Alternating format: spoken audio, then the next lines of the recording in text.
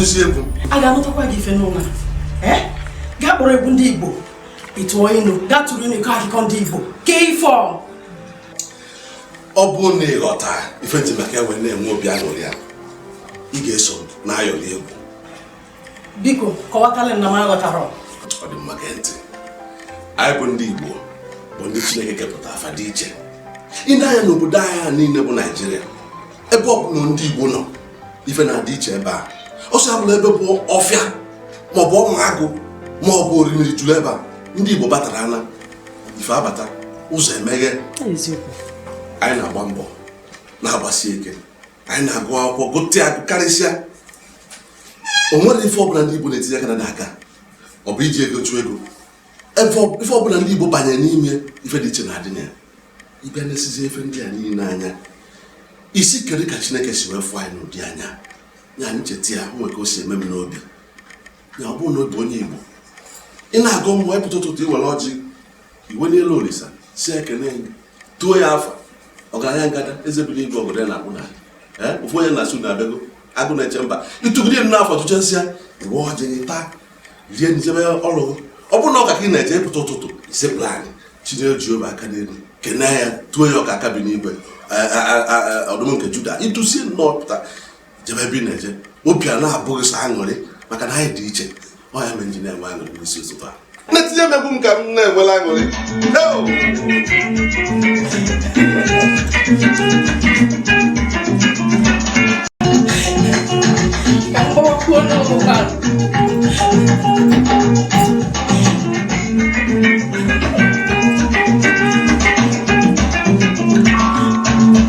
Igbo amaka.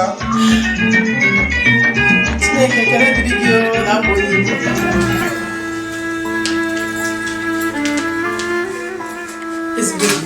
Kekwanye ime na-echọghị iri nri pụga n'ụtụtụ a? Oge na-aganarịsị m. O nwere ka obi si eme m taa ka anyị ga-arọpụta onye ga-achị n'ọdụ afịa anyị. Ya, ị na-achị ịgba mbụ na-enwebere onye ọchịchị kemgbe a? Mba nọ, anyị nwere ndị na-achị. O nwere ka esi wee razisie ndị nke achịsịa, ndị nke ọzọ achịa. Onye ugwu achịgo mbụ, onye na-akwa nkịta bụ onye Yoruba. Anyị bụ ndị Igbo ka ụlọ, anyị na ndị ọzọ peziri mpe. Ndị obodo ndị obere anwa fachigogo onwefe ọrụ wee bụ na kemgbe ọnwa 8 oke kwere ndị Igbo wee mee ịrọpụta ofu onye isi ka ofu onye pụta ka ndị ọzọ kwụrụ ya n'azụ adị mmadụ 10 pụta onye a na-agwa ya na ide enyi nri onye a na-ajụ ga-esi be ga-ejebe onye anyị wee tọnụ ụkpọ ya kịta onwere eribu nri n'afọ mụ na ụfọdụ ndị mana anyị pe mpe bụ ndị chọọ ọganiru ndị Igbo ya ka m na-agbakọ ga-abụ nrue ka m yọọ ọfa biko ọ bụla ikpere mgbe mfa naanị ka anyị jikọta n'ọnụ wepụta ofu onye ọbụla ga-akwụ n'azụ ya ọ bụrụ gaghị abasị weta na mmadụ 10 apụta emesịa ndị ọzọ ịkpụrụ ife anyị na-afa na anyị agbara aka na-azụ Igbo enwe eze ka gbajere onye anụkwara m n'ife n'ikwu mana ọ bụrụ dị ma tii ka m metere gị ka ị nwere ọ na-adị mma nwoke pụba bi olijuo afọ. M na-aghọta m ka ọ dị gị n'obi mana na-ekene anyị oge aka na-adịgo m mmefe anyị ga-eme nri ụtụtụ a ị ga-edebie nke ife debie nke abalị debie nnata rie mfa ncha niile ka m gbajebe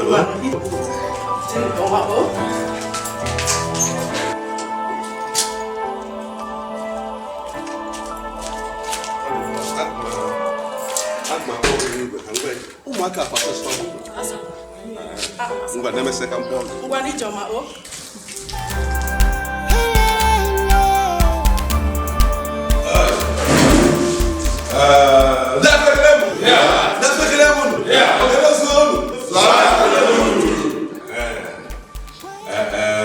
ụmụnne m ekene m unu na-akpọrọ okwu a unu bịa n'igwe obi juru m afọ ekelekwu m Chineke bụ onye wepụtara ụbọchị taa wee mee ka anyị gbakọnata ọnụ ọbụrụ ife ọma ka ọ bụ ife anyị ji maka ya wee bịa kpọkọọ unu bụ na ọchịchị Ochiafia bụ anyị maka unu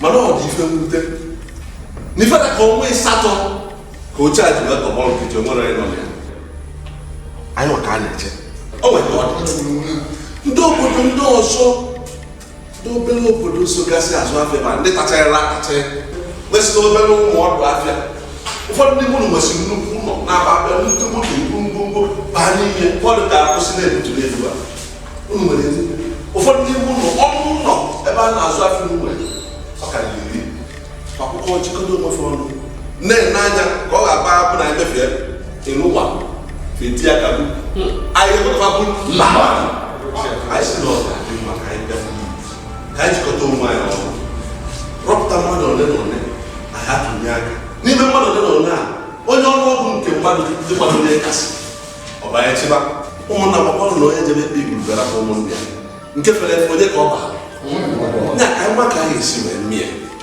ife a ji kpọkọ ụlọ bụ ka anyị nọ ụlọ nwe anyị rọpụta mmadụ ole na ole n'ime anyị taa anyị atụnye aka n'ime mmadụ ole na ole a onye ọnụọgụ nke mmadụ dịkwado onye kasị ọbanye chịba ọ bụrụ na ya nya ebe anyị ga-emezi taa ka anyị bido rọpụtara mmadụ ife anyị chọzi ka ebe taa ka anyị wepụta mmadụ ịtọ a atụzie ofe aka onye nwere mmadụ ka n'ọnụọgụ ọ bụ onye nwe ga-abụ onye ndu ka anyị wee si etu a Ezeago bụ ife chọzi ya nwere ike ikwu n'okwu abụ mụọwụ maazị Ezeago na-ahọpụta Chief Ikemefuna ọ nọrọ n'oche nwoke ebe ma ha na-akọ iso onye isi enwe m obodo ibe anyị kere m ọnụ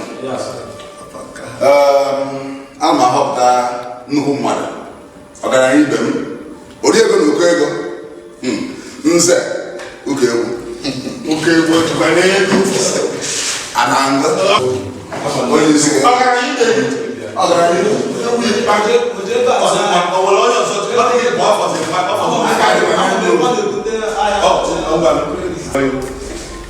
mụọ bụ chipalọ akụrụ ụlọ chụwa si n'ezi ndụ mụọ bụ akụ ghere egwu zuo ọra si a na-arọpụta onwe m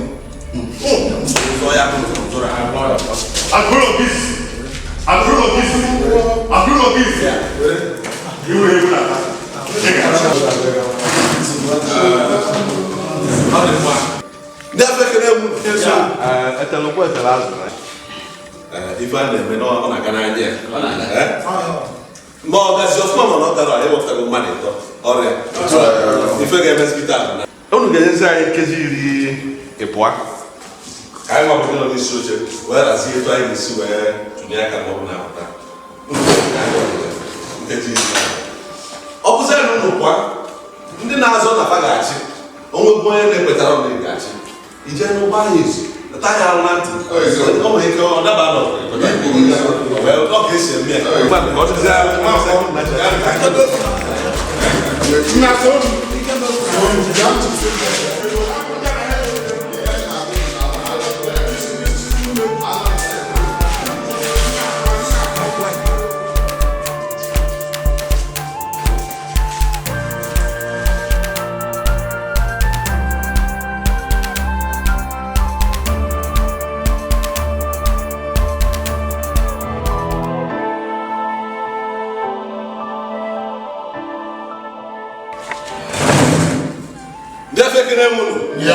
ọ dị so maka na ama na ọkpọrọkpọta na-akpado ịgba n'iru efi ekene m unu na ndị unu nwere wee rasisi efe mụ na ndị mụ na fa na-alụ ọrụ anyị arasisi oge oge esi wee dị ya na anyị na-egbu oge ka anyị si mee a ga-esi wee mee bụ ọ bụrụ na mmadụ ịtọ a onye akpọrọ afịa ọkwụrụ ọtọ ọ bụrụ na ịkwadogị na ọ ga-achị weli aka abụọ ọnụ mgbe ga-eji wee mesịa onye ọrụ ọgwụ nke ya ka nwanne omerigo anyị niilezi akwado ya wee dupụ n'ama ka anyị na ndị ọzọ wee mee ọ bụ ya ka ọbụta ka esi hapụ kene pitipiti na-akọ ebe a esorogbo onye esorogbo ndị ngalaba Igbo nọ n'ime afịa nwere ike ịkwado onye ọbụla asọ ọfa mana mụ abụ akụrụ ụlọ akwụrụ m n'onwe m mana ihe nchọ ịgwa gị bụ na ada akụ n'ụsọ azụ ọzọrọ ada akụ n'ụsọ azụ ego akpata ego maka na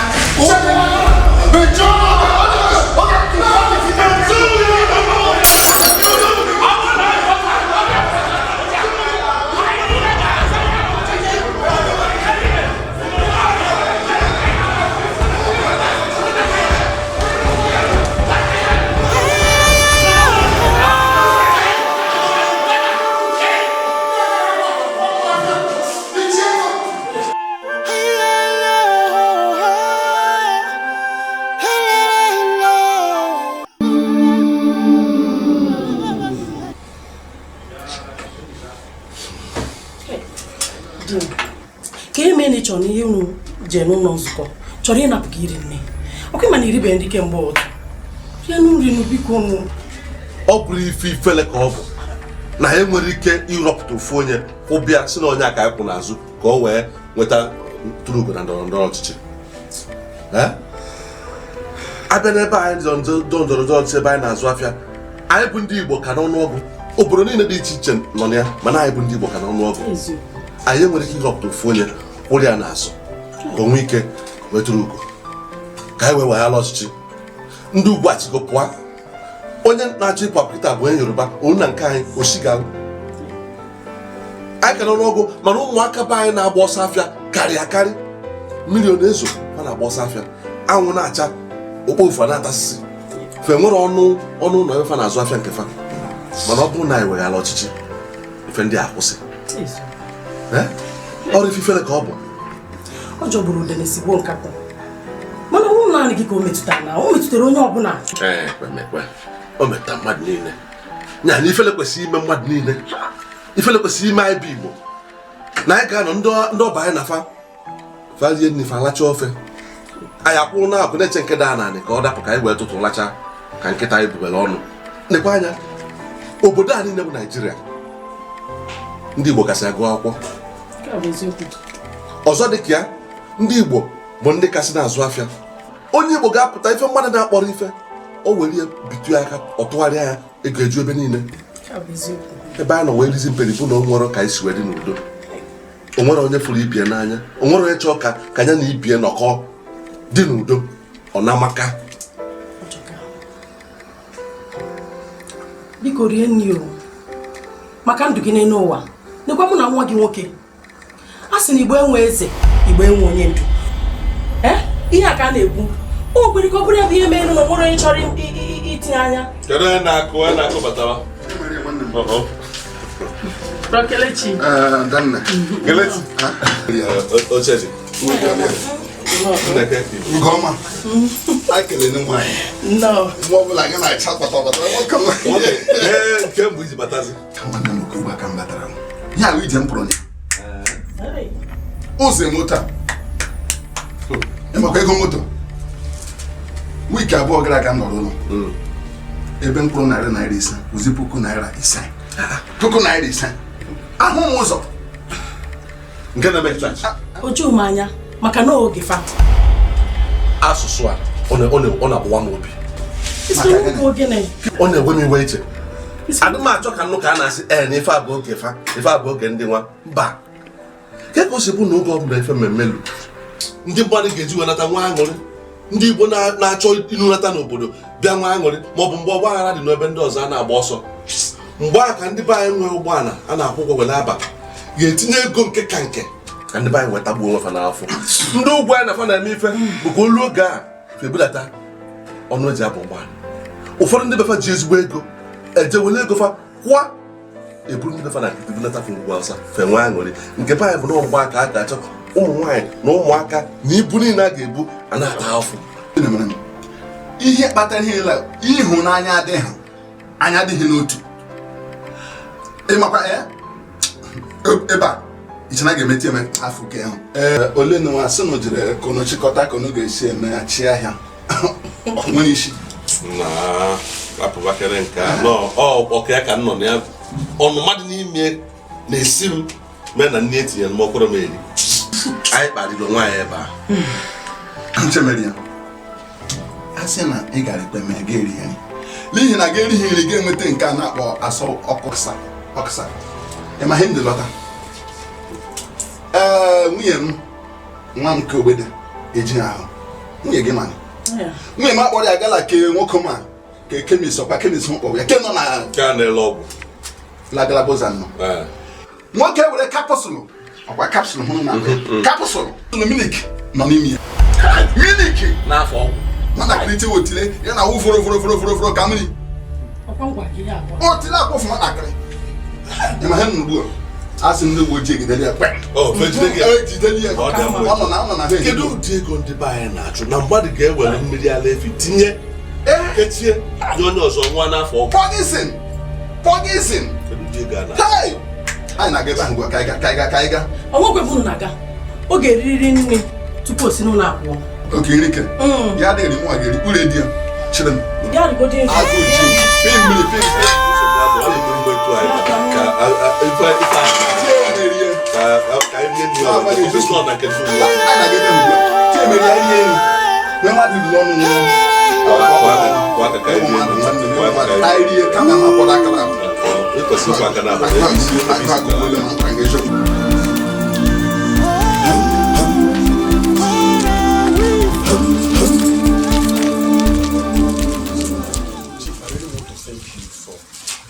Small place.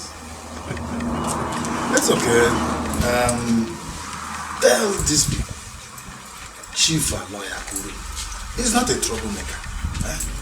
I'm only interested in my business. Let them leave me to do my business, and I will leave them alone. Thank you. Thank you very much. Thank you very much. Right. My friend, come. So try to. Okay. Try to. Where's she there? Yes. Can I help you? I'm happy. I can't understand what you're saying. Can somebody? Okay, you are not from this side. No, not really. Oh, okay, you are new. Yes. What he's trying to say is that he is the father of that little girl that was given bad medicine, and then she started purging very badly, and this is his wife. Oh, it's you. Yes. I think I understand what you're trying to say. But please tell him for me. If I were him, I would just go home and thank God for saving the life of my daughter. You know, in this situation that we are, it's not something that we just need to begin to quarrel. But let him know that we are investigating the matter, and I will still get back to him. Okay. Also,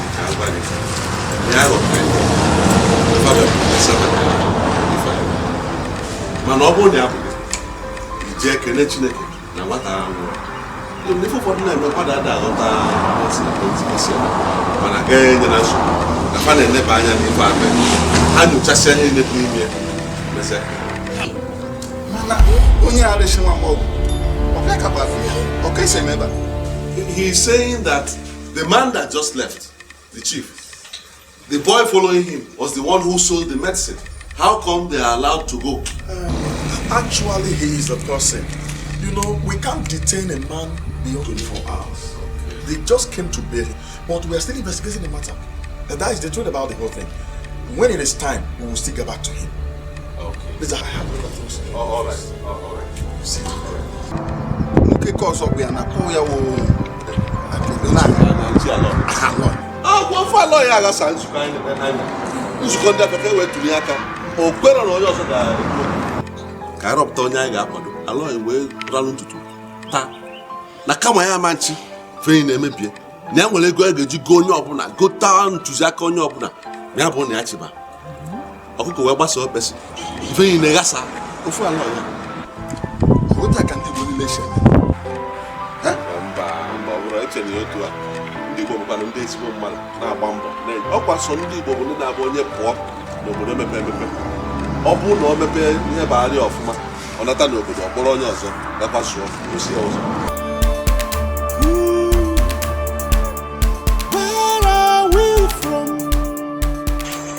Chifọkwa Dike nwanne m, echekwa m na isi nzukọ anyị ga-awụ ihe anyị ga-eme wee nwee ike ịchịkọta ndị Igbo ọnụ, nwee ike na-eme ka ọganihu ndị Igbo dị, nwee ike na-eme ka ọdịmma ndị Igbo dị.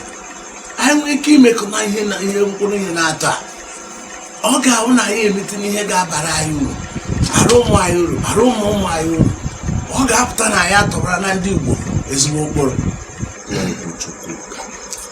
mana ihe kwuru otu ọ dị n'obi echego m ya na-eche ka ụmụ anyị siri gbaka ụkpaka gbakasịa ndị danye n'ala ndị ofe mmanụ ndị adanye n'ala Igbo ha niile otu akụ obi ha dị enweghị ka ha ga-abịa kpakọ onwe ha ọnụ were ofe obi na-ekwu na ọ emechaa abịa na gọọmenti etiti onwe ha na-asata ọ gbara m anya gharị ọ ga-aba uru ahụ ga-akpọ okwu a ma akpọ okwu a mee ka ha mata na ọkụ akpọrọ na ọgwụgwụ nke ndọrọ ndọrọ eme ka a mara na ihe chọrọ ka ha chịkọ onwe ha ọnụ were ofu obi were ofu olu na-eme ihe.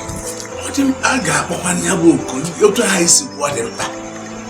Oge a gaa na mbụ ọ na-abụ onye Igbo ọbụla pụọ na-ekwu sọsọ onwe ya na-enu onwe ya n'ala, okwupụ onwe ya, okwu ụmụ ya, kwuo nwunye ya, kwuo nne ya, kwuo nne ya.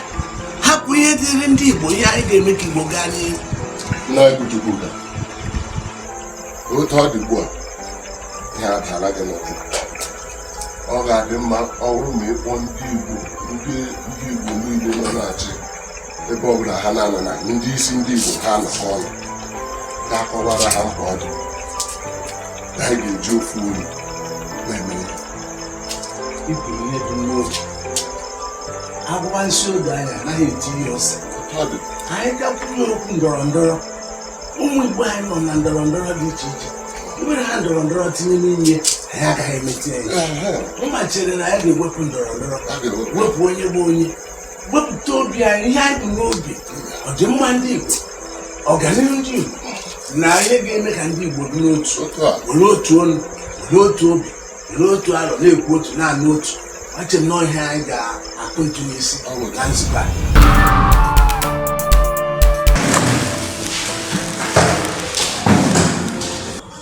Ekenna ndị onye isi oche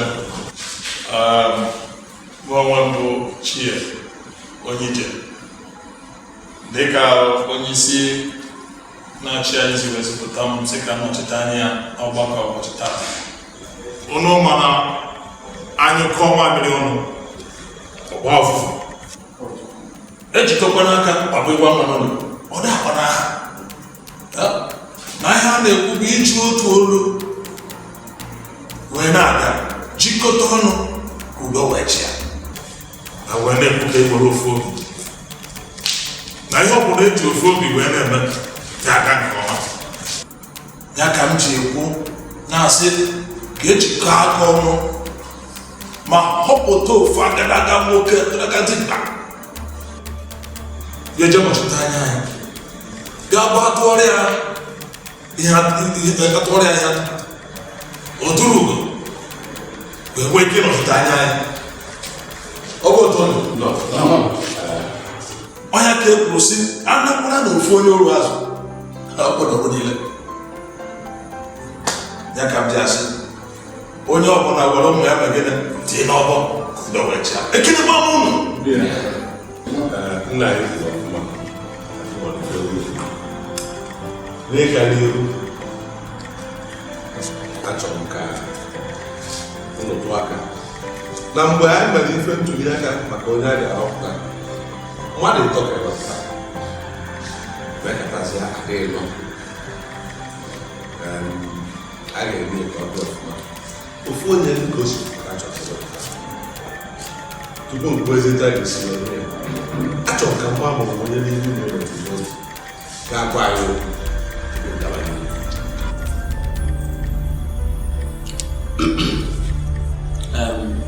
Ndị Igbo ekele bụ onye isi oche ekelekwa na-ekwu onye ije ndewo. Ịma na ndị na-ekwu okwu na-ekwu sị onye na-agbaso udo na-agbaso kara na-arị ju ma na-akwado ichie ike mefu ka o jere anyị gaa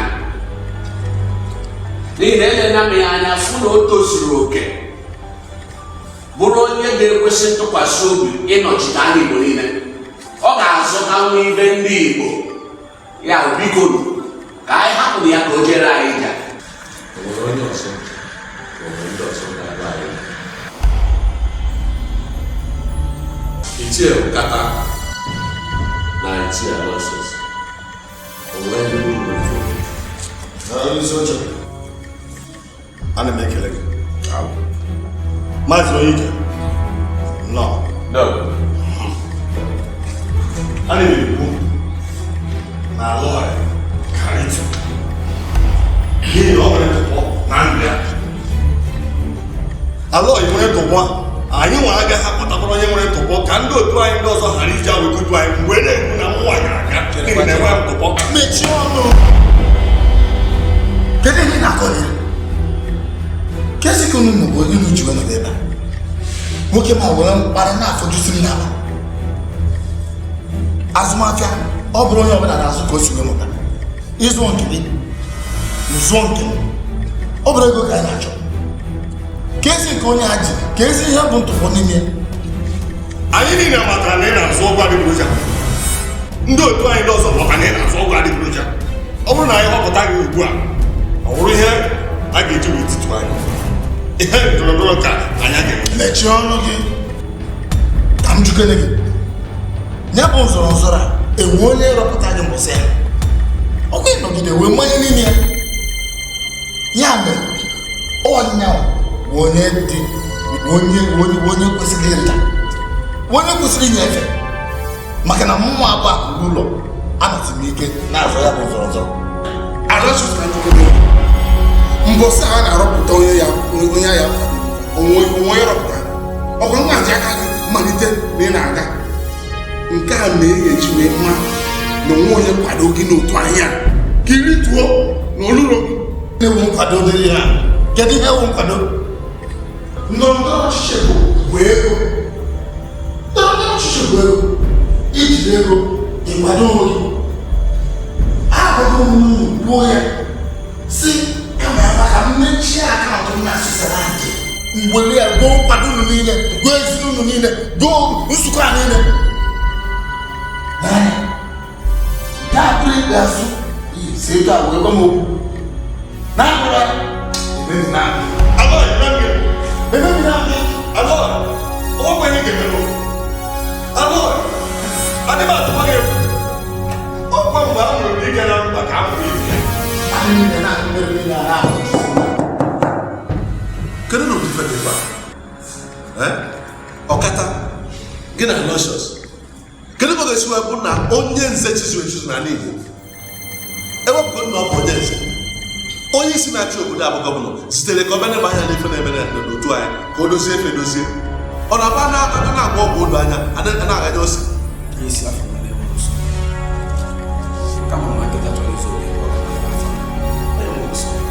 Ofu mgbada ya ka na-ekwu n'ụlọ. Ofu mgbada ya ka na-ekwu maka na nwamba si na-enye mkpali niile na-afọdụsi mkpali na akpa. Wụrụ asị m nọ ebe a. Ụbọchị a mụrụ Dikeh na mkpa ka a mụrụ ibe ya. Oge m ka na-ewesị ebe a. Ụbọchị a mụrụ Dikeh ka a mụrụ. Yes! Oge m ka na-ewesị ebe a. Onye isi oche a bịara. A sị gị hapụ onye a, ya sịsị. Ọwụ ka anyị hapụ onye na-azụ ụgbọ adịgboroja ka ọ kụtuoro anyị anyị ka anyị na-achọ oriri nwaanyị. ọgwụ ike nzuzu.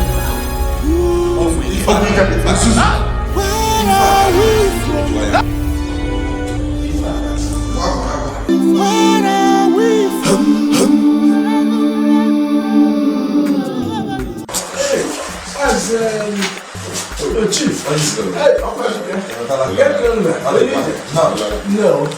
biko ọ na-ewutere nnukwu abịa m n'oge mmiri na-ezo ụzọ niile kpọchicha biko ọ na-ewe n'iwe. Nzukọ anyị mere metekwere ihe Ọ gara nke ọma. O tebaghị aka ndị otu anyị si ere ala eziokwu. anyị lekpuola anya n'ime ihe niile anyị na-eme onye ije ọwarịa ihe ndị anyị gbara na amụzi. Onye isi ihe niile anyị kwadochara ya nke ọma ma ebe ndị uwe ojii ga-alọnyere anyị ụbọchị anwa akapịala nke ọrụ. Ihe gbasakwara n'erimeri ma ebe a ga-anọ wee menya bụ mmemme akwadochela ihe dum, ma ebe a ga-arahụ arahụ ma ndị ga-ebute nri a ga-eji wee mee mmemme elebachara ha dum anya ha ncha ihe niile gbasara ụbọchị anwa ahazichala ya nke ọma. Ụbọchị a ga-adị egwu. Ama ụbọchị a ga-adị jinjin. Ọ ga-abụ ihe ncheta na maka ndị Igbo. Otu a ka ọ dị. Chineke kere ndị Igbo ga-eme ka anyị nweta ihe anyị bụ n'obi were akpọ ọgbakọba. Otu a ka ọ dị. Ndị Igbo adị n'otu, nwee otu obi, nwee otu ọnụ, nwee otu omume. Ihe anyị kwuru anyị ekwe. Ebe onye nọ ọla akpara na Ọ ga-adị mma. Ebe a emechago mmiri ọ adịzi mma.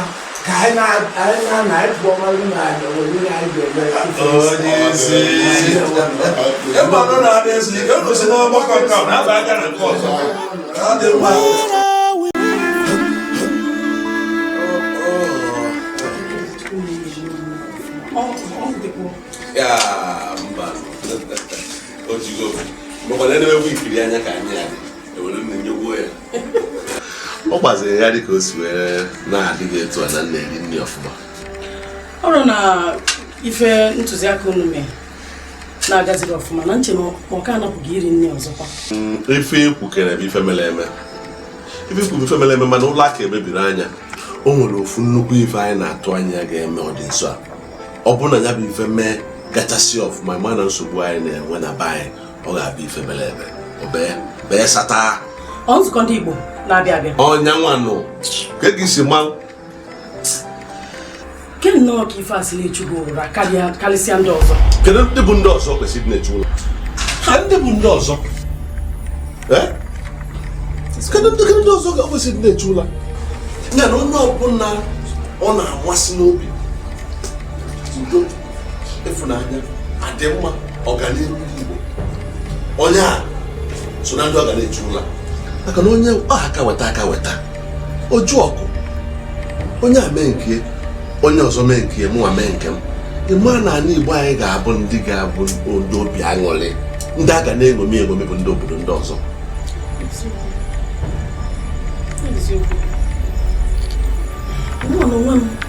Obi dịkwa m ụtọ na mbụ onye Igbo. Taa ka ị bịa na onwekwa n'obodo dịka Igbo anyị dị iche. Ịfụrụzi na onye a tinyekọ aka ọnụ ya na obi etinyekọ aka ọnụ ewee dozie ebe anyị bụ Igbo were ofu onu, were ofu obi, were ofu ịfụnanya wee na-aga ndị obodo ndị ọzọ azụ fama afọ azụ anyị anya. Ife mere eme ka nke ụmụ anyị na ụmụ anyị ga-ejide n'anya isi mana ka igosi m ịfụnanya nke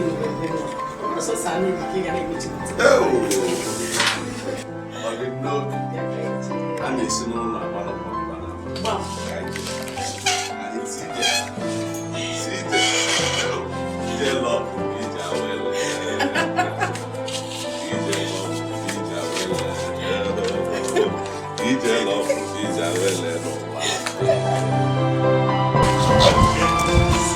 Chukwu kere ka ekwu idokwa ọzọ onwe problem. Mụnwa ga-arituru alọị nke o ji wụrụ onye na mụnwa ọkata asị na aga ma eso ozu ọchịchị ahụ zịchakwa ma chia oso gbara ọkata alọị ya kparịba kparịcha ọ gaghị enweta mụnwa ọkata kụ na ha na-ekwu ana m abịgwa ka mụ na gị hụ.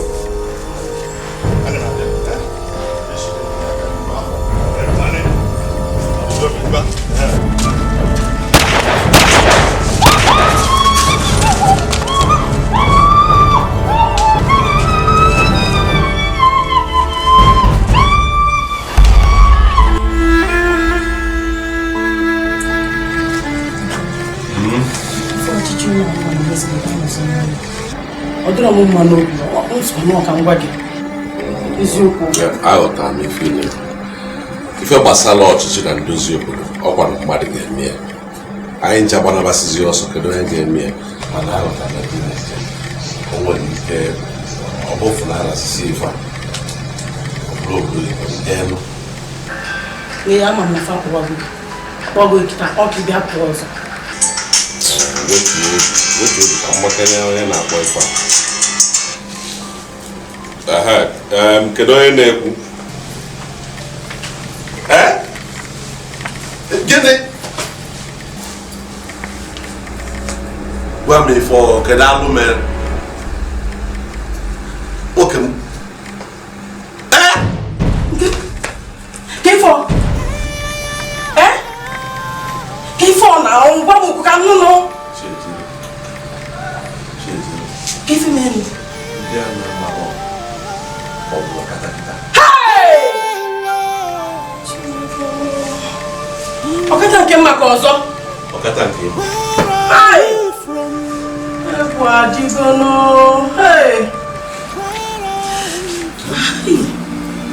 Chimo. Chiejiro.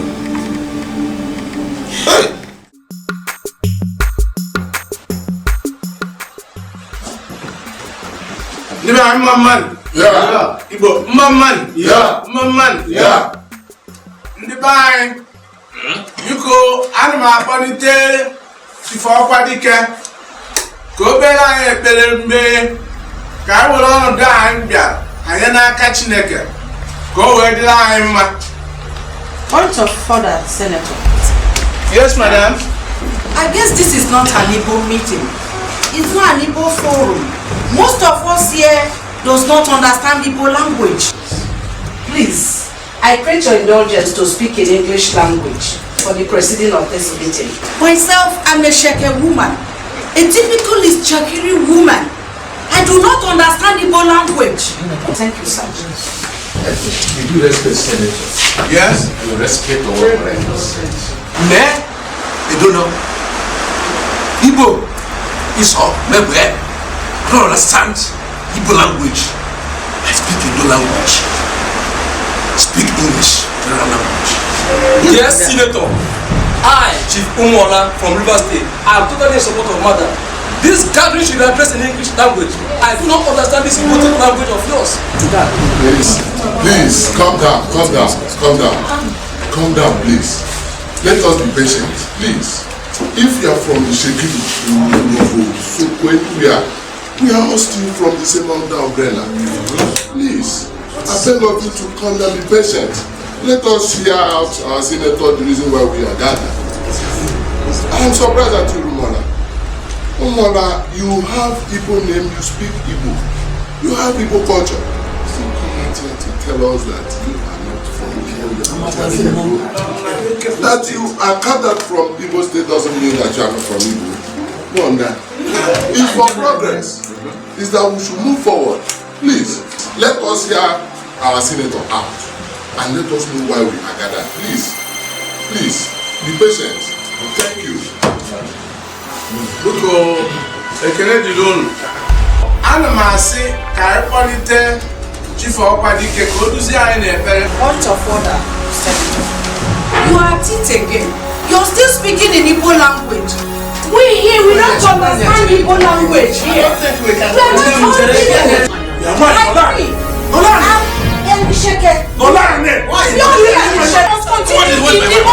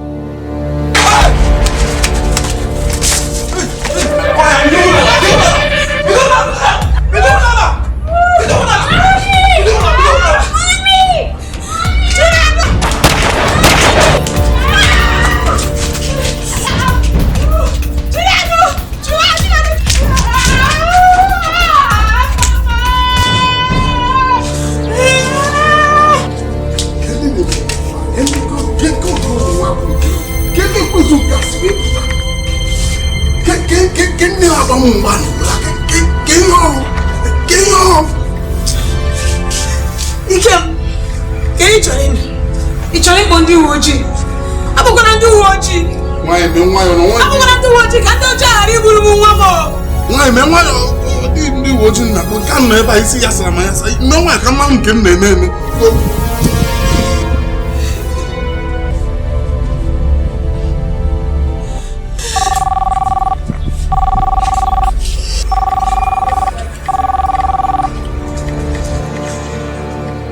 Hello? Hello? Anyị ji nwa gị onye isi. Isi gịnị? Onwe ihe na-eme nwa gị. Biko, biko. Anwakwa na anwa eje nke ndị uwe. Ihe ọ bụ n'ikwu nnọọ anụgo m ya. Biko. Biko se bụ na nwa na anụgo m. Anyị na-enye gị aba na atọ ka iwepụ aka na ndọrọ ndọrọ ọchịchị ime afịa. imere nne ya nwa ga-apụta n'udo mana imere ya nwa ga-anwụọ.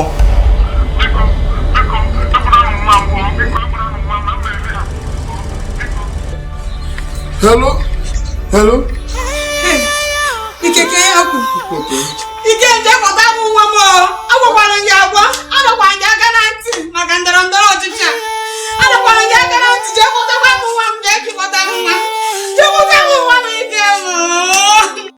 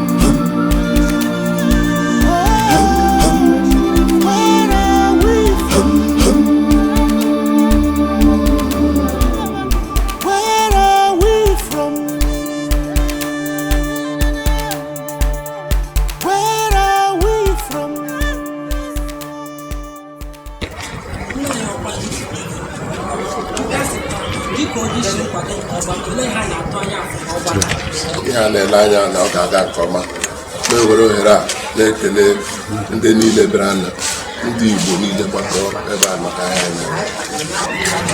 anyị niile ndị kwadoro anyị maka ahịa anyị ndị na-enye anyị ejere anyị echiche ọma nka mmekwa na ya ga-agwa isi nnọchite anya na nnukwu onye isi ọgbakọ ịkwadoro ọgbakọ anụnwa n'ike aka iko na-akpọkọta ndị Igbo a na-akpọ Igbo n'ike. Igbo abụrụ ndị a na-eme ife n'ike kama na ama m na onye ọbụla ife Igbo na-adị mma, onye ọganihu ndị Igbo na-adị mma, onye dị n'otu ndị Igbo na-adị mma nụ na a na-eme ọgbakọ ọ ga-enwe ọṅụ. Ọgbakọ anyị na-eme ọnọdụ anyị na-eme ka anyị nwee ike hazie chịkọta echiche ọnụ nwee ike gụọ ọgụgụ isi anyị chịkọrọ ife a ga-eme ka e wee kpọọ nzukọ nke ukwu mmadụ niile ga-abịa. Biko, o nwere ndị si na-akarịrị ịkpọ ha n'ọhịa kama na akpọrọ ha olee otu o si bụrụ eziokwu. Nna ka m kwuru na ọ bụrụ mmadụ niile ka akpọ, ndị akpọ bụ mmadụ one ma one ga-abịa ebe a tụọ alụ wee nwee usoro a ga-esi mee ihe anyị na-ewu nzukọ okpuru ga-atụ atụmatụ usoro a ga-esi mee ihe mgbe a ga-eme nke nnukwu onye ọbụla ga-abụ akpọpụ ndị mmadụ ụfọdụ mebi ife a na-eme ndị ewo ebe a ndị ewo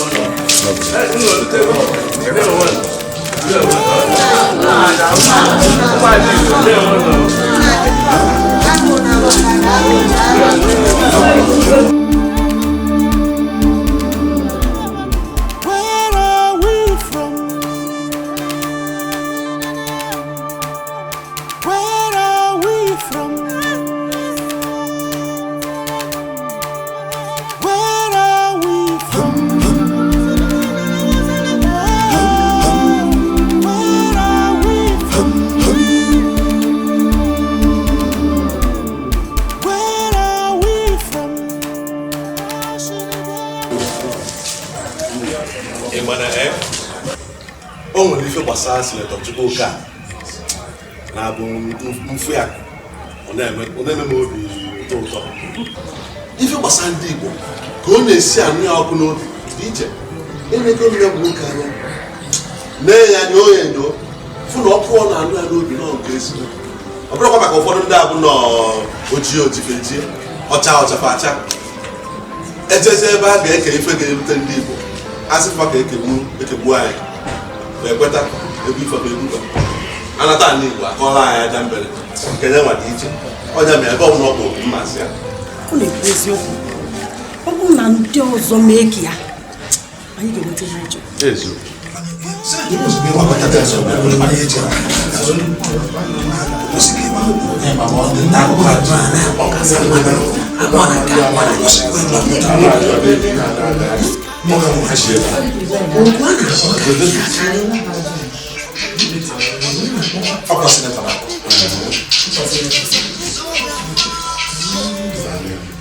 Senator,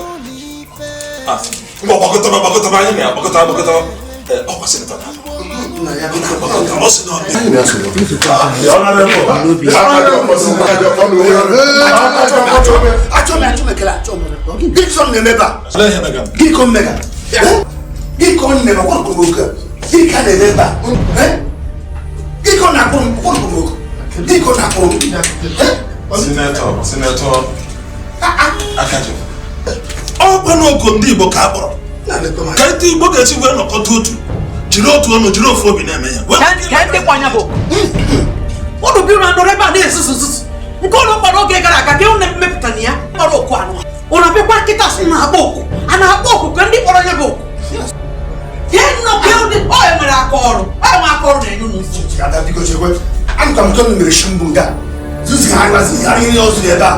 ekpuchiri chema na ya kwụrụ ka ma ndị kabarị ma ndị lembe ma aka ma usoko ma irobo ma shakeri ọ kpụji ya meche ihe o mere ebe a ikpụsịmanụ ya dakọ mbịa kpọ ha nta kwụsịkwara ịdị ọgbọ agọ na-akpụ ọra kwụsịkwara ihe ịkọ na-akpụ ọkwara ike gụọ ịkọ na-akpụ otu obi gị ọkwa na sinetọ Chukwu ka enwere iwu ọ na-agbakọta ọgbakọta ọ ga-akọwara ụmụ ọ na-agbakọta ịbịa sị anyị gịnị ọ na-akpọ oku ka onye si akpọ oku ọ na-ama na onwe ndị nwe obodo senetọ Akajiọfọ ebe ejego sineti bụ ugboro atọ mụ nwe ejego House of Reps ụgbọ ijelu ugboro ịtọ onye eji ugboro ịtọ kedu ihe uru jepụtara ndị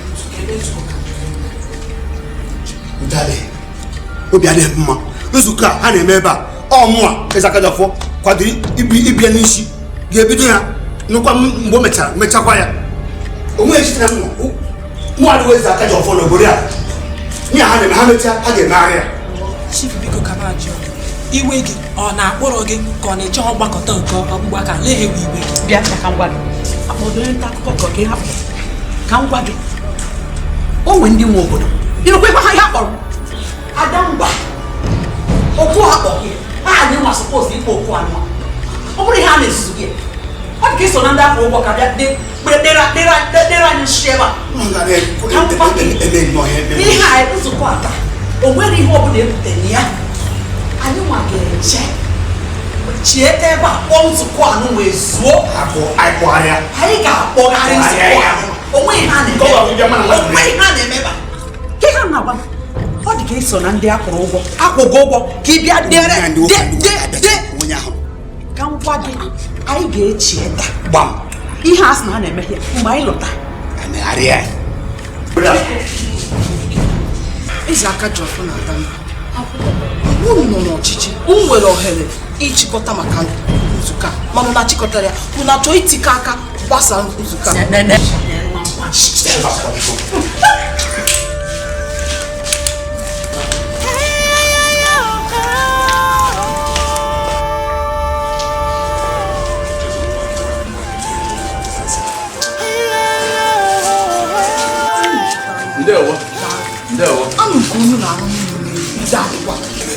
udo adịgonu ọ dịgo ka udo ndị Igbo a na-ekwu n'elu a na-eme na anyị kpọrọ oku ama m na o nwere ife ọjọọ m mere si ka m kpọọ oku wepụta oge wepụta ego si ka akpọkụ nọ ndị Igbo ọnụ tụọ azụ malite anyị ga-eme onwe anyị gbaghaji onwe anyị chekwa onwe anyị ka anyị mara otu anyị ga-esi mee ka ndị Igbo dị n'otu fụ onwe ha n'anya were obi sara mbara na-emekọta ife ọnụ onye fụ nwanne ya ka ọ ghara ịgbazi aka akpị anyị ga-adị ka akwụkwọ ụkpaka juru n'ọfịa ma ejiri ya eke nnu iweta ya ghanye nnu na ọghasịa na akụrụ ofu akwụkwọ nkịtị jikọrọ ọnụ ewere efechite efe ogodo ife na-ata alụ ike ya jidesie ya ike otu akwụkwọ dị na Abuja na-eji anọchi anya unu iru ebe ahụ ị nwere ụmụnna gị n'azụ na onwe onye gị na ya kwụ nwe ife ị ga-emeta ndị ọba anyị na ha gbakọnọ n'igwe ha ewere oke dị ibe kacha ka nkịta nne ya nụrụ iburu ọdụ kechiri ọdụ naba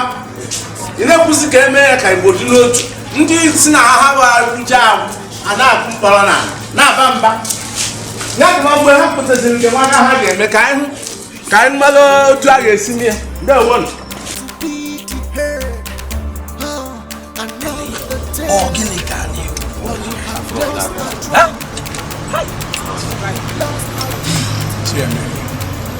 gịnị ka ị na-alụ kasịdịrị onwe gị gịnị kpatara iji chọọ iji nnọọ aka gị wee yipụ onwe gị agwa ọkwa gwara m gị ihe a n'ụtụtụ mbụ sị gị na o nweghị ezigbo ihe ndị a ga-emepụta n'ọgbakọ ha maka onye ọbụla na-achọ n'otu o si abụ ya na agbụrụ bụrụ nnọọ fọmfọm jụọ akpa ka ha ma o nweghị ezigbo ihe ndị adịghị n'udo ga-ekwu ọganihu ya bụ na ọgbakọ udo anyị na-achọ inwe anyị wezụkọba ya bụ ife a na-ekwe nwere isi merụ Adamba na Honorable aka ji ọfọ ji wee sị na ife anyị na-egwe nwere isi fa na-eche na ọ bụ na ha nọrọ ya na ya bụ ọgbakọ ama nwere isi ife ha na-eme gosiri anyị ife fa merụ n'ụkwa gọọmenti bụrụ ego anyị niile na-eli na-ebuba na-ewere na-eje mba ofesi asị m ukwe ndị a dị mma ogbugbu ha dị mma nchụpụ chụrụ fatụ n'ebe ewu na-anọ o juru n'anya o juru m ọ bụ na anyị na-eme ka ndị ọzọ nwere ebe ntụziaka si na-apụta ihe dịka ndọrọndọrọ ọchịchị ụka maọbụ omenala ọka ha dịrị anyị ụta mana na nke anyị bụ ọ bụkwara na ijiri ego ọsọkwa gị kọba gị na-akọ n'efu ana m agwa unu na ihe anụwa a na-eme otu enwe iji nghọta nke m na nghọta nke m Igbo enwere eze ya ka mma Igbo enweghị eze mgbe mbụ ị kwesịrị ịma na Igbo enweghị eze ihe abụ ya bụ nsogbu anyị nwere ndegori nnọọ ndị Chineke ji nnọọ ihe gbasara ọgụgụ isi wee chọọ mma abịa n'ịgụ akwụkwọ ha nọ abịa n'uche ha nwere ọlụ aka ha ji ikwu ịdị uchu n'ọrụ ha ji abịa n'ịga n'iru ha na-aga mana ha bịa were mpako na ekwe na ka ọ baa n'ime akpa m wee hibe isi apụtasị na Igbo nwere eze anyị nwere ọtụtụ eze mana nsogbu anyị bụ onweghị ebe onye anyị na-asị ngwa kwụrụ ọ kwụrụ onye ọbụla na-enye anyị ihe ọbụla o kwuru were ihe anyị so na ya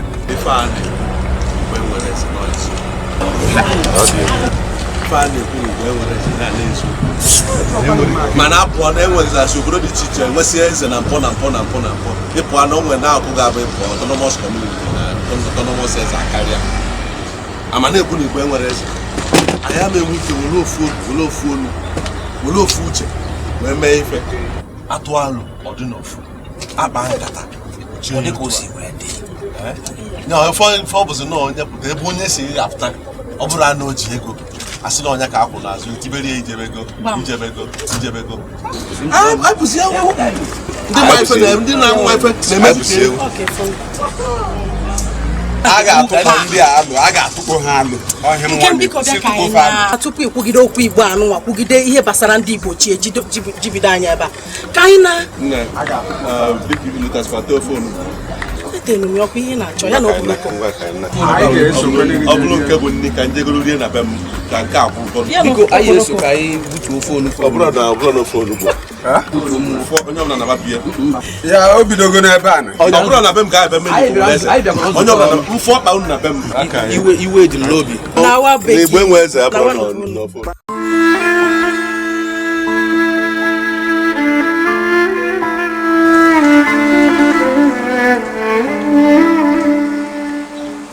nke ka ji na-ere okita ọdịkwa mma.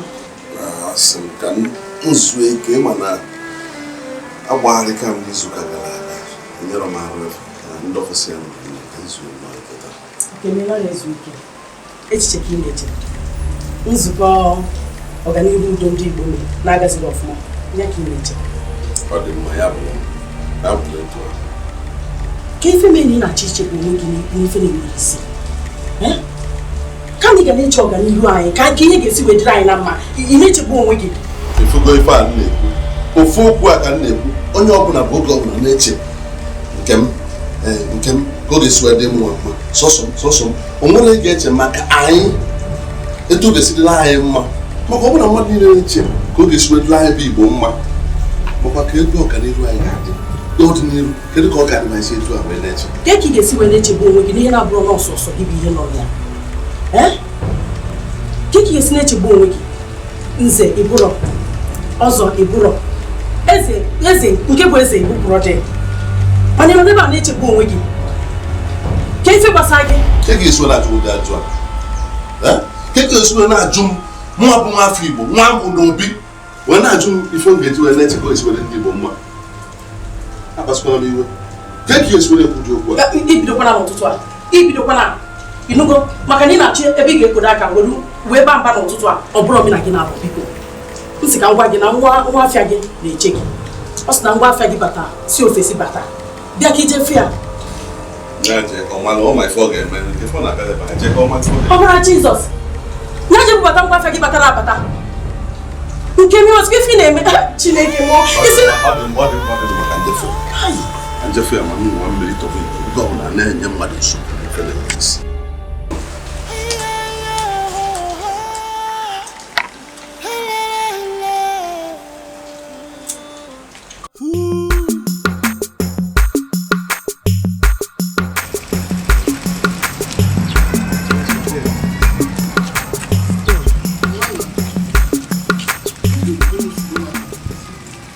mba ife mebụ na ọ dị anyị ọsịsọ ọ na-asị ka mbe ka ịfụ anya osi dị n'ọnụ na afụgoni ahụ na ama m na ọ ya dị ndị mmadụ obi mwute ka m si esi na ana maazụzi ọchịchị onye na-ego m anya fụ sọsọ ihe enwe ike ime ka nwa nwoke wee na-achịtere m na ndụ ike mefu gee ntị ịma na nlitu ga-ebidogo ọgba aghara n'afịa ịma nke a ndị Igbo ji wee nwa iyi wee si na amanwụzi ezigbo onye ndu ọ bụrụ ife mwute bụrụ ife ifele na ka anyị na wee bụrụ Igbo n'ebe a anyị na-ewepụta nwa ofu onye si ma ọ bụrụ onye anyị ga-apụrụ n'azụ kedu ife na anyị ji wee dị etu a kedu ife ma anyị ji dị etu a ndị kwe na ndị ekwe na obodo na-anachighị azụ nwanụ nna ka nyezi gị ihe ahụ biko ka m natazie ebe ahụ ọ dị mgbe anyị natazi anyị bịa ka anyị kedu nnọọ ka anyị si wee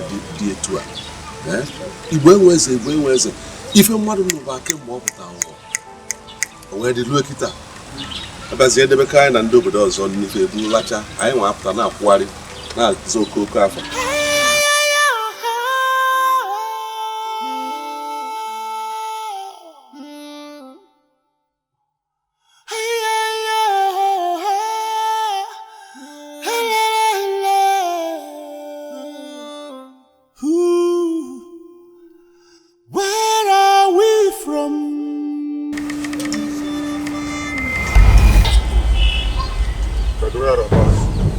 Shalom Rabba. Karibu. Barushma Shema Israel Yahweh Eloheinu Hashem Echad Baruch Shema Shema Israel Hashem Eloheinu Hashem Echad Baruch Shema.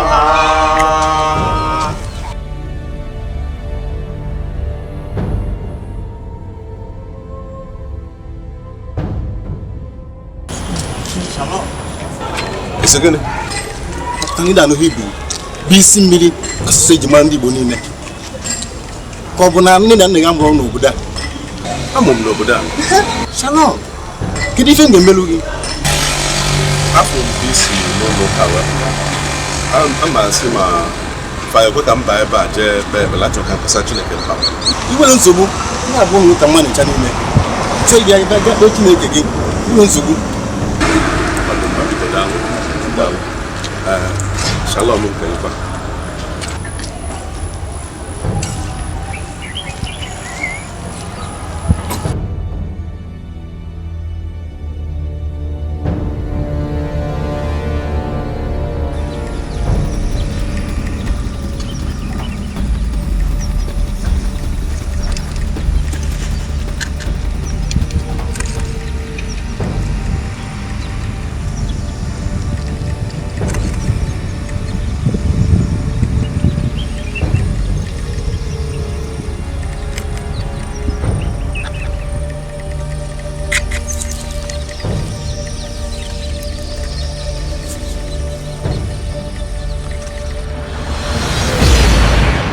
Jemerie echegbuzina onwe gị n'ihe banyere ndị m bụ ndị Igbo n'ihi na ọ bụ ihe mgbagwoju anya na ihe dị omimi na nghọta ma jee mee ka ha mara na ha bụ ndị Juu bụ ụmụ Israel na ha na Israel ga-enwe mmekọ dịka nna na nwa. Jee, m ga-edu gị jee, m ga-ezi gị ụzọ nchọpụta ihe omimi a.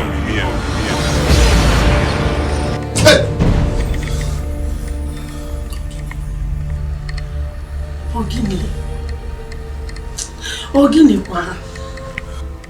Anụ m unu. Unu onye? Ama m n'ime ekpeta. Ama n'ime ekpeta rapụwa.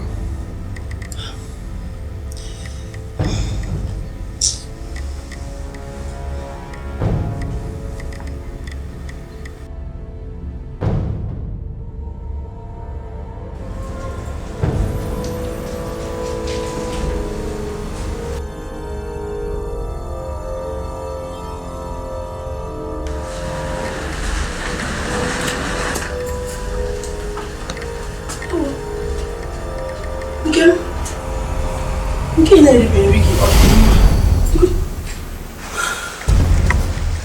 Efu nwa atụrụ. Nwa atụrụ? Ọ ya bụ na efu ya. N'ebe a. Nke m. Jizi bụ uche gị. Ụlọ. Ife akwụgo n'egwu. Onye m ga-agwa ndị bụ unu ka m gwafe ahụ.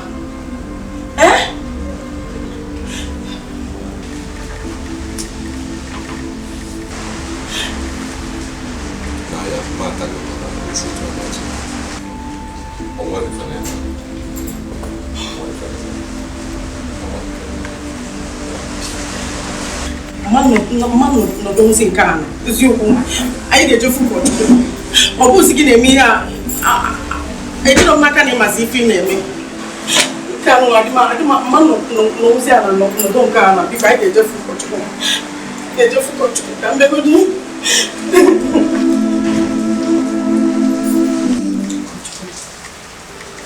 onye nwere ike imeri ya ekpere nnapụta maka na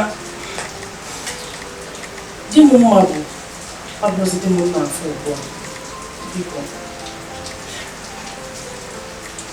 N'eziokwu ị na-afọ ụzọ a ga-emeri ekpere siri ike ekpere nnapụta mana ị ga-akpọta ya n'ụlọ nsọ Chineke echi niile. Echi ka ị na-abịa gote mmanụ nsọ nke Chineke. M ga-egote ya.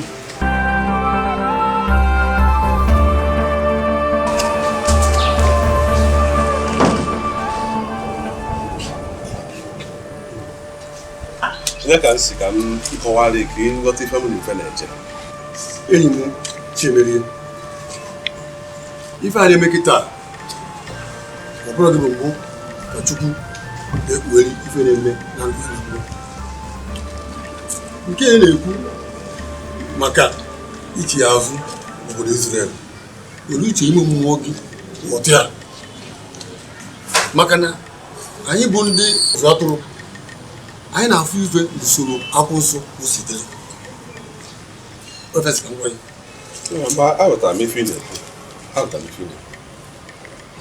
nke anyị ghọtara ya ọ mara mmetụ anwa nye ka ọ dịkwa dị ka na-ekwu maka ndị Igbo anụrụ n'otu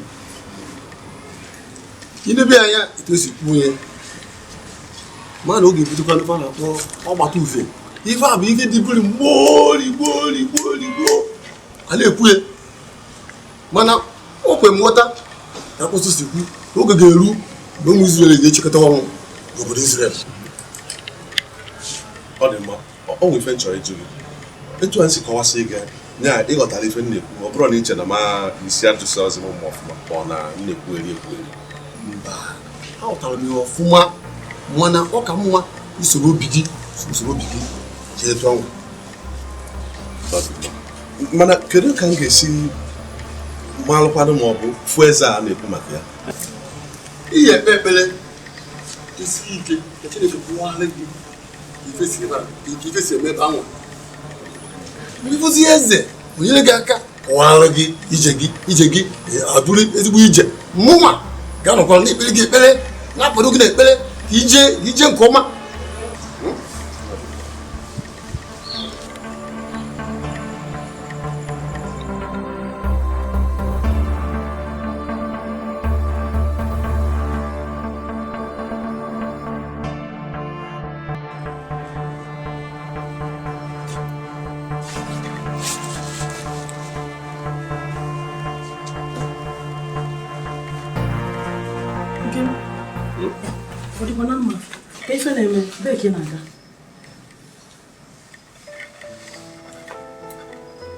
Biko achọ ka iwetu obi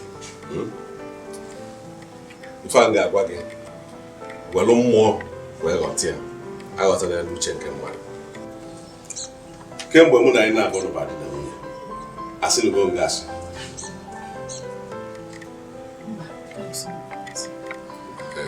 ọ bụrụ kịta ka m ga-ebido wesiwazi gasị njem a dị n'ọkpa kemgbe na-enye m nsogbu achọrọ ka njikere ka nzuo ike ka nwa mmiri tọgbọ iko ebee ka ị na-aga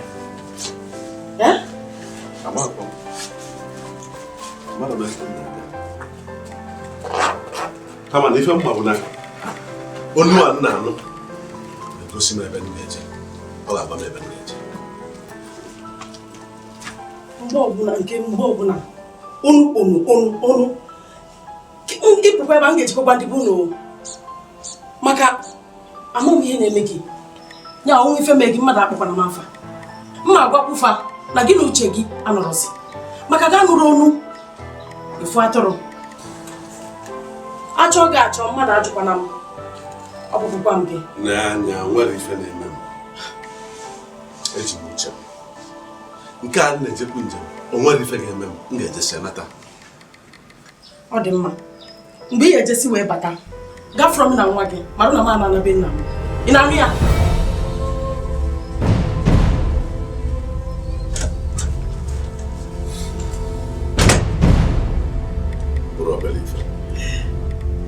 bụrụ obele ife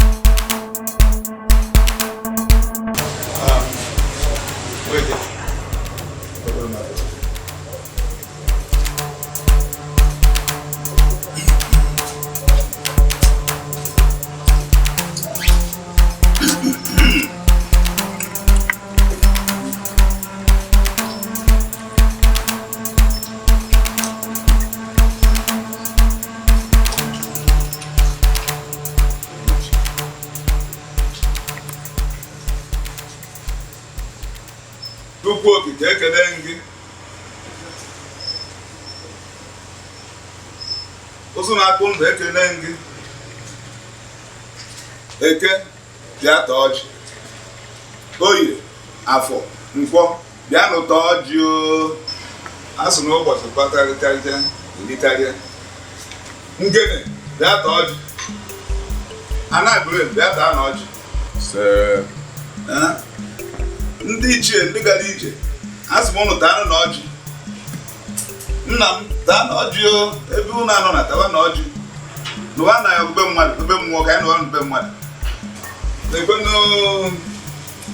nna bịara ebe a. Ọ bụ ndụ ego ebe ije. Ana m ekwesị mgbe ọ ya anachi ebe ozi. Na ụkwụ ojii ya anaghị aka nke oji eje mma.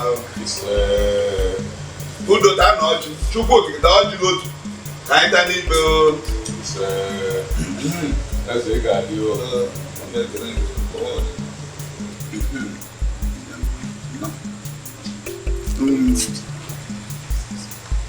Ọ bụrụ na echere onye ọbịa ọjị kwuo n'ihe o ji maka wee bịa.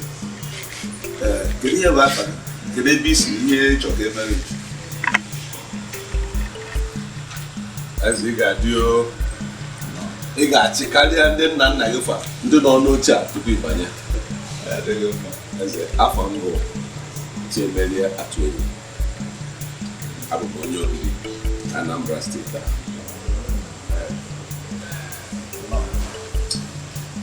Ọzọ dị ka ibi bụ na nwere ife na-anyị n'ala n'oge. O tegori wee mekata na-ajụ na-asị kedu ife mere ife ajị na-enye m nsogbu n'oge. Mmụọ Chineke ọtụzireziri m agụ ntozi omegide m wee bata ebe a ajụbere sọ dịka ya asị na gaghị eru n'olu bụ ụlọ adịghị n'udo, ejiri ofu olu, ejiri ofu obi na Ekwueme ekwere na ndọghasị dị n'ala Igbo na ya dịka ya enwere ndị ndu maọbụ onye ndu ga-abụ ọkpụpụta anyị akwụrụ ya n'azụ wee sị na ọkụ na mbatara anụ ebe a n'ebe aka ya nọ ụta agba n'ewe akọwalụ nwata nke a bụ mfe dị obi ọ na-amarọ eze ọkụ ya gafere.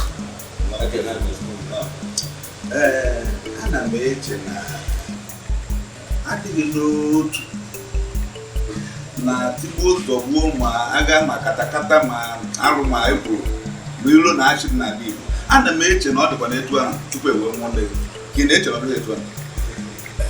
Ekwetara m maka na ọmụmatata odokwudo ga-adịzi etu a. Kedu ihe o ji anyị ziri gara n'obi na-etikwasị n'obi? Ọ bụ ọgbalụgharị ka ọ aghọtara m ya. Onye medisi ọ dị ka mụọ ife kere anyị bụ Igbo ọ bịasi na-enye m nsogbu. Ụfọdụ nchekwu na nwunye nna anụ n'ụlọ chere isi na-emegharịzi m ya anabala ụlọ emegidezie ya ọ dịka mmụọ Olise abịa n'ime m wee sị m tụwa ụzọ ka ntu etutu ntu wee rute ebe ga-abụ rute akọwarụ m ebe ife asị. A ga-erikwe n'etu kama na ọ ya bụrụ ofu nta mmiri. Nna anyị fi n'ụbọchị agbata nwoye emechaa eseri ebe ọ ya ala ụtụtụ echi chigbo anyị akpa akwa ya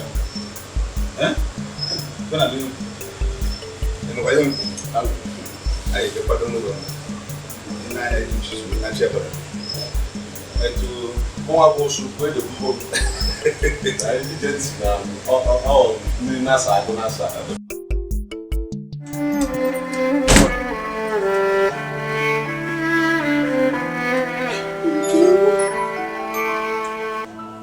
Nkem, ke ka ime ebe na ọ dịkwa mma.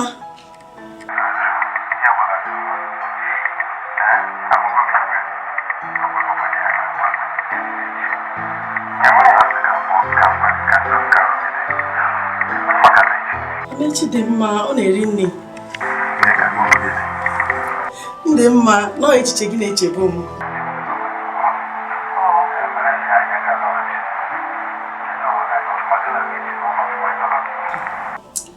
dị mma. Ọ bụ na ikwuru ka nsogbu adịrọ.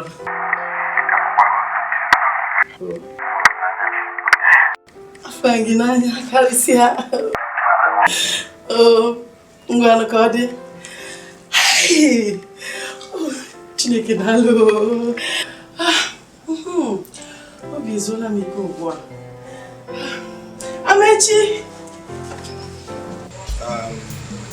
Nna, ọ bụrụ na ị ga-echeta ụnyaahụ ị mere atụsịrị ụzụ n'ala Igbo na-egosi obi ọcha mmadụ ji anabata mmadụ ọzọ dị ka ibie ka anyị tụsịrị ya bụ ụzụ awara mgbe ọjị na-egosi ọdịmma mmadụ ji anabata mmadụ ya na ọgbụgba ndụ n'ihi na ọ na mkpụrụ ga-efi na-awaghị gị ọjị ma na anabata ọzọ dị ka ibie n'isi ahụ wee kọrọ bụ ajụjụ ejụrụ sịrị kedu ebe Igbo si wee ndị Igbo bụ ndị Juu nke si na agbụrụ Gad bụ nwa nke Ịsa nke Jekọb ụmụ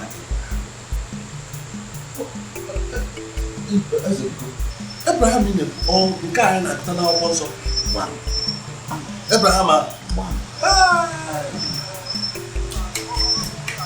Eri na ụmụnne ya abụọ ndị nwoke bụ arọ dị na ara eri hapụ ara Israel iri arọ gara aga wee bido njem ha wee banye na ọbọsara bidebere ikpere mmiri Nile ebe a ka a si wee na-aga bịakwana ikpere mmiri wee na-aga wee ruo ebe River Niger bara mba na-ezu na ọmọmbala nke ya ezu mba Igwe mmiri ezu a na mmiri ọmọmbala nke ataba ihe nke a mere na eri ahụ nnukwu nọ gara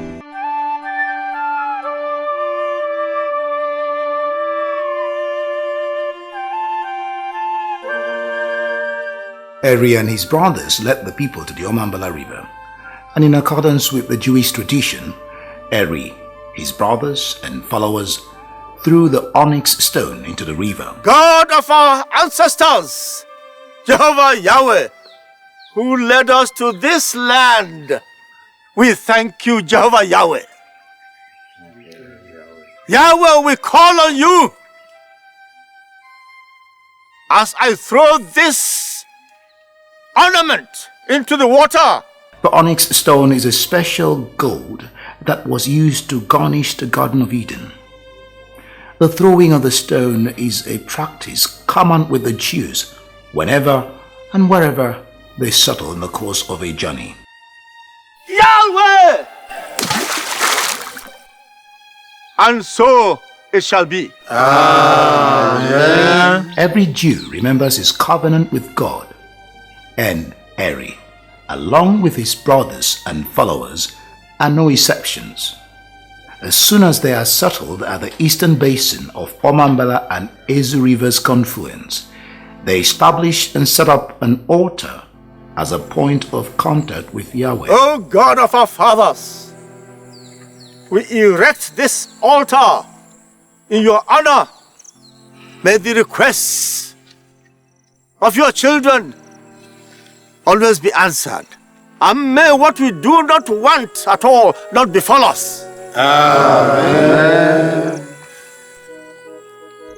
And so petitions and supplications were brought to the altar.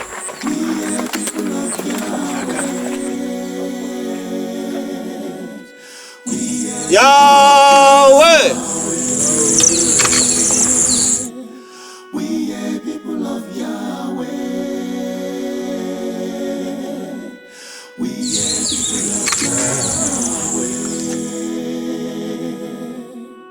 Yahweh!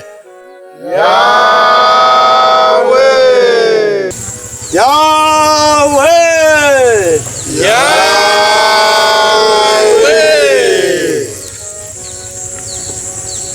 As a result of constant flooding from the river, Eri and his companions moved uphill from the riverbank to their present settlement known today as Enugu Aguleri.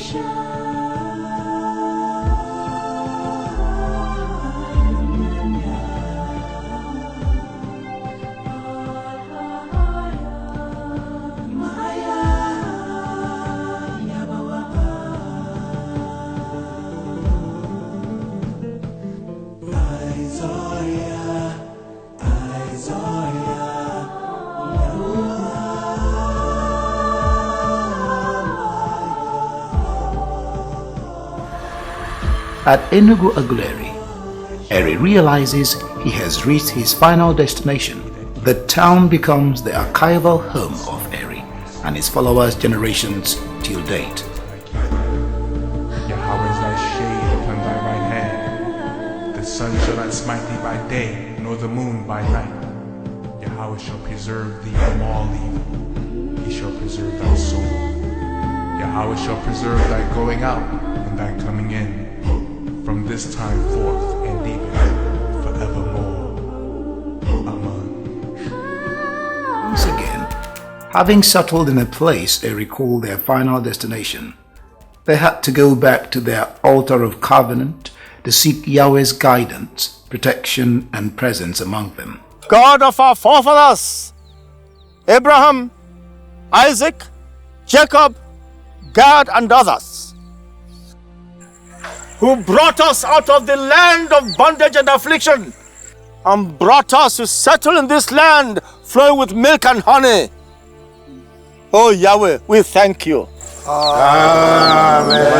And the people live in their new settlements in peace and harmony, not only among themselves, but with their God that made it all possible. At this point in time, Ishamal, Eri's wife, is heavy with a child. They already have a son. Ishamal has many servants and maids that attend to her. Eri and his brothers, totally inspired, explore the environment and make a lot of discoveries. Call it curiosity or natural instinct.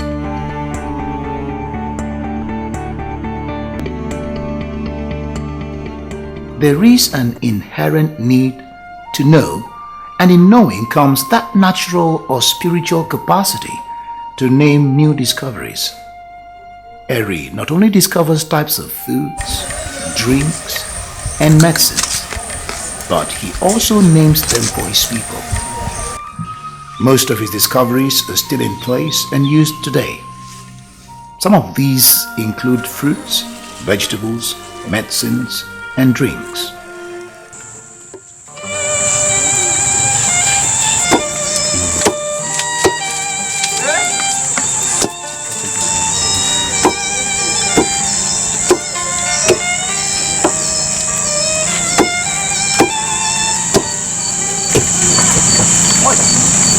What is this called? Food, of course. Food? One of your father's discovery.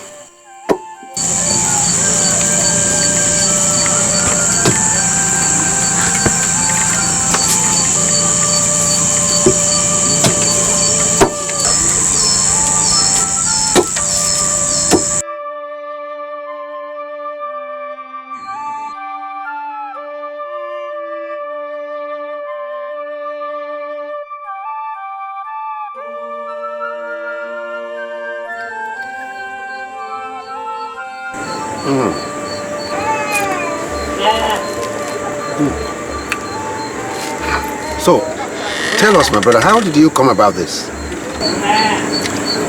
It was purely by divine inspiration. Okay.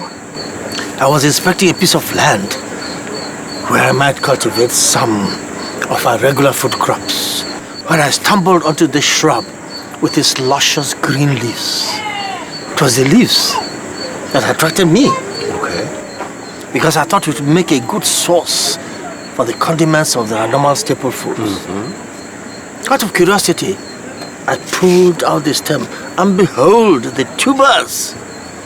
Then I knew that the tubers were the main source of food for this plant, even though the leaves will still be useful. So what name shall it be called?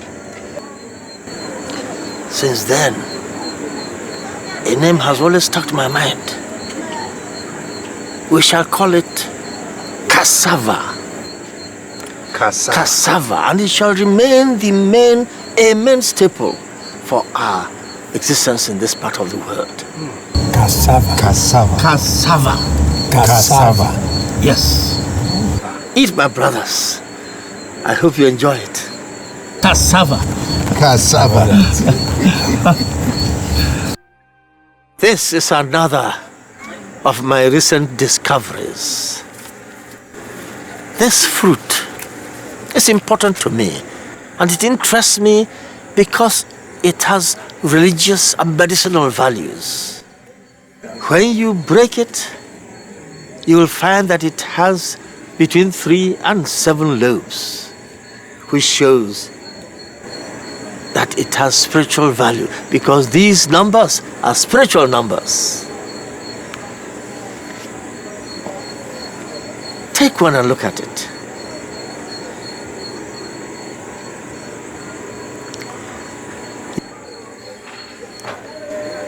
Wonderful. Does it not remind you of the shape of a human heart? Therefore, when you offer the kola to a friend or a guest, you offer him your heart, your love, your affection, and your hospitality. We therefore shall call it the kola nut. Till this day, Igbos hold and revere the kola nut. The kola nut has come to play significant and important role in the life of the Igbo man. The kola nut is a bitter, brownish nut of a tropical African tree of the Sterculia family, grown also in tropical America, India, and Ceylon. It contains about 3% of caffeine and some, theobromine, used as ingredients for soft drinks. The kola nut is used medicinally to stimulate the nerves and as a diuretic. My brother. One day, Eric gathers his brothers and followers. He has something in mind. A sojourner always leaves his footprints on the ground to remind him where he is coming from. That is true. That is interesting. That's true. We shall erect a hut here in honor and memory of our father Gad. We shall call it the House of Gad. That's fine, that's fine. Honor to our father God.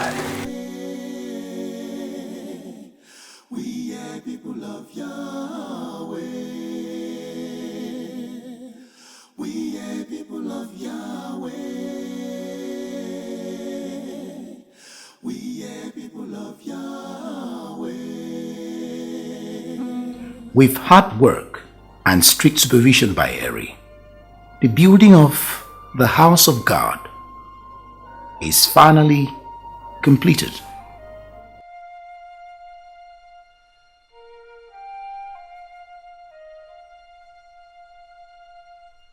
The house stands out with its beautiful decoration and adornments. Eri and his brothers always find the need to dedicate every tangible thing, knowing that it is not by their might or power, but by the leading and direction of Yahweh. So it is that on completion of the house of God, that the house is dedicated. We shall dedicate this house to God, our Father. It will be a monument for us and for generations to come. All the kings from this tribe, wherever they may dwell, shall come here for empowerment before they ascend their thrones. And so it shall be. And so it shall be. Anyone who has a problem and runs to this house will have his problem solved. And so it shall be. And so it shall be. Declarations are made on it. This house stands as a monument till this day in the palace of Akajio Voibo, and it is called the Obuga. Obu is an Igbo word for house. Ga is short word for God.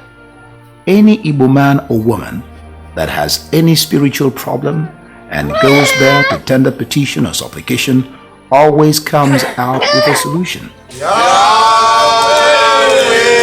Having completed the task of building a monumental house for his father God, same night, Yahweh rewards him. Ishamal has delivered a bouncing baby boy. Yes. Yes. Really? Yes. Are mother and baby doing well? Yes, mother and Really? child are doing well. Yes. The midwives are cleaning them up. Yahweh, be exalted! Yahweh, be exalted!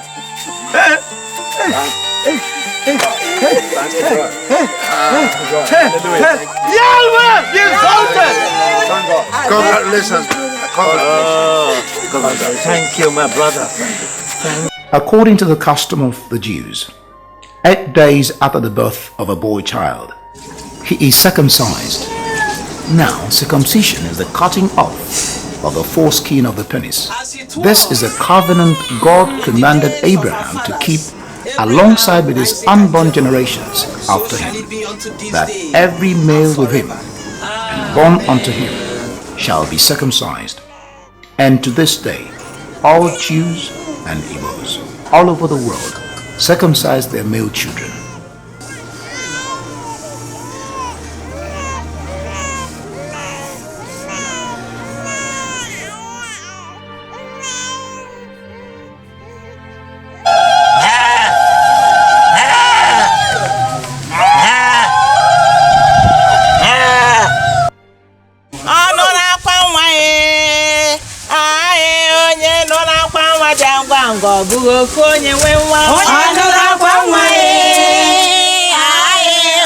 When a woman safely delivers a child, it is always a joyful thing. So it is in the family of Eri, the great leader. Women and men gather to celebrate the newborn. Certain rites are observed. The white chalk or powder is placed in front of the house for visitors who, when they come, apply it freely on their arms, face, and necks to denote the fact that the visitor comes with peace and joy.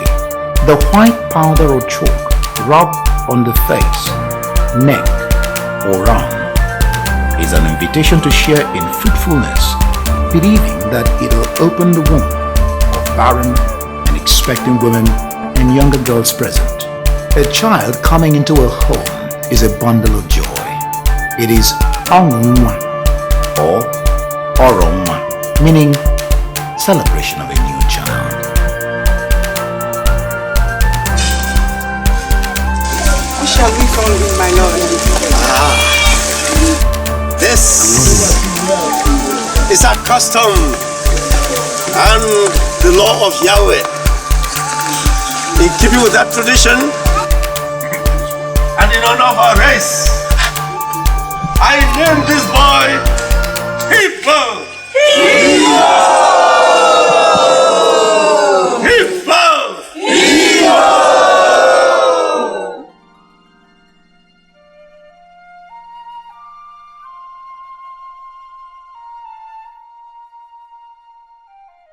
Eri, his brothers and followers, all settled and prospered in the land. Each one finds and engages in different professions and chores. Eri also engages in farming with his household, and his discoveries continue. He counsels and continues to be a rallying point for his brothers and followers throughout his lifetime. On this particular night, Eri had a dream of a visitation of 4 men whose sojourn with them would impact on their lives. My lord, you look troubled. Is anything the matter? No, I'm not troubled. I had a dream. It seems we're going to have visitors. Some men are going to visit us soon. I do not know the purpose of their visit, but it appears their mission is important. Otherwise, I would not have seen them in my dream. Yahweh will reveal it to us. Go back to sleep. Nothing to worry about.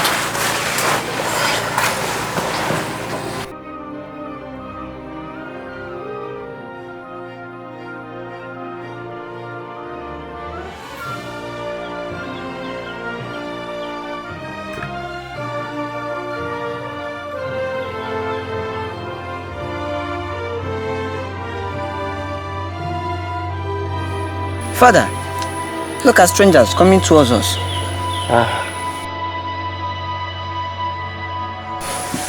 I can see them, son. It appears they come in peace. So let's be hospitable to them.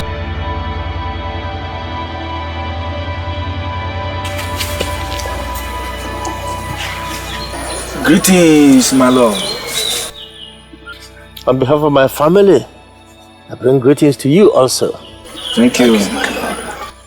In what way can I be of assistance to you, wise men? We are travelers, and we come in peace. If you will be kind enough to accommodate us for a while, we will be most grateful. If not, we will be pleased to move on. All right. As Yahweh gives us life and protection, I shall not deny you anything. Come with us. Thank you. We are most grateful. Thank you. Thank you, my lord.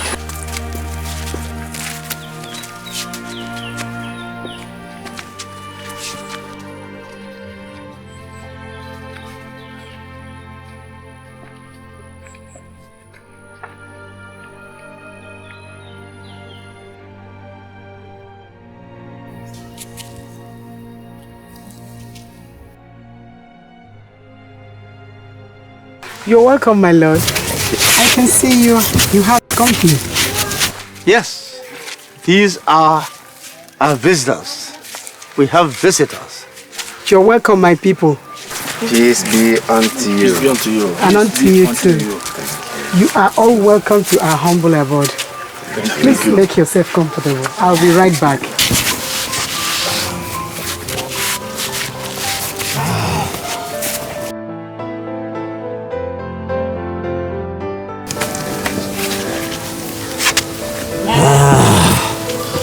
You are welcome. Thank you, darling.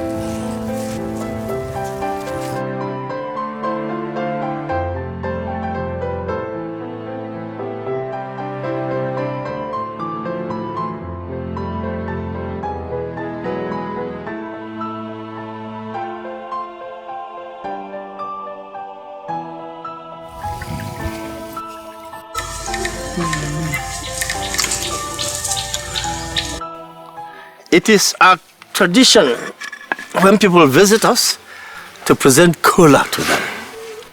It is a symbol of our hospitality and love. So you're welcome. Nicola. Thank you. the great leader. My brother Kola has arrived.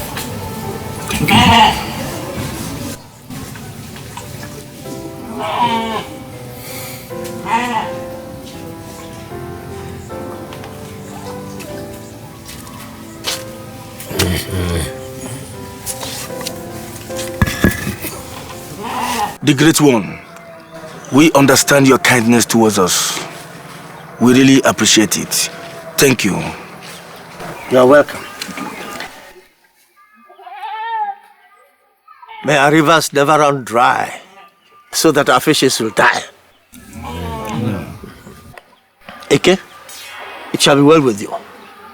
Amen. You came in peace, and you shall depart in peace. Amen. Oh yeah, it shall be well with you. Amen. What you will eat will always come to you. Amen. Whatever will consume you will never cross your path. Amen. Afo, Andonko, you are blessed. It shall be well with you. You will not die before your times. Amen.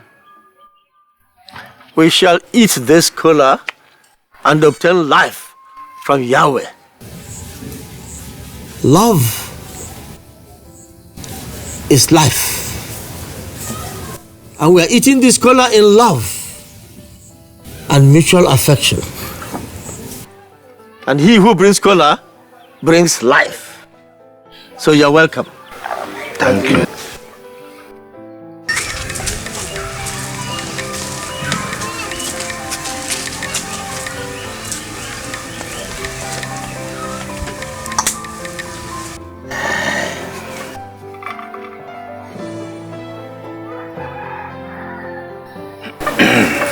Great one. Thank you. You're all welcome. Thank you, the Great One. My Lord, indeed you are a great man.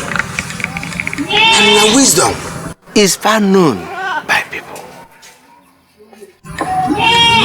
If I may ask, how did you know our names?